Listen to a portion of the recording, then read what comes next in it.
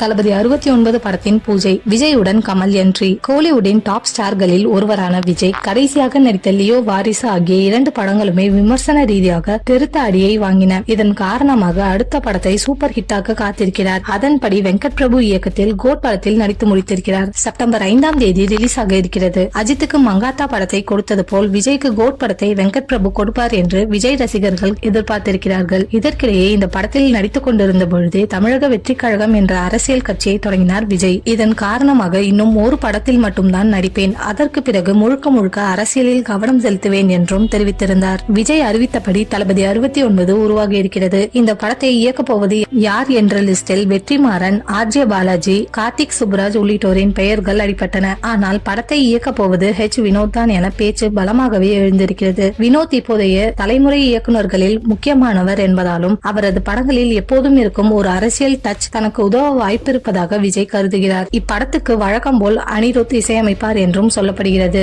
மேலும் ஹீரோயினாக நடிக்க சமந்தாவிடம் பேச்சுவார்த்தை நடத்தப்பட்டதாகவும், ஆனால் சில காரணங்களால் சமந்தா இதில் நடிக்க முடியாமல் போய்விட்டது என்றும் கூறப்படுகிறது. படத்தின் ஷூட்டிங் விரைவில் தொடங்கவிருக்கும் சூழலில் தளபதி 69 படம் பற்றிய புதிய தகவல் ஒன்று வெளியாகி இருக்கின்றது. அதாவது இந்த படத்தில் கமல்ஹாசனின் பங்கு இருக்கும் என்றும் சொல்லப்படுகிறது. படத்தின் பூஜை விரைவில் போட இருக்கின்றனர். இதில் படக்குழுவினர் அனைவரும் கலந்து கொள்ள இருக்கிறார்கள். இதனால் படத்தில் இருப்பவர்களை தெரிந்து கொள்ளலாம்.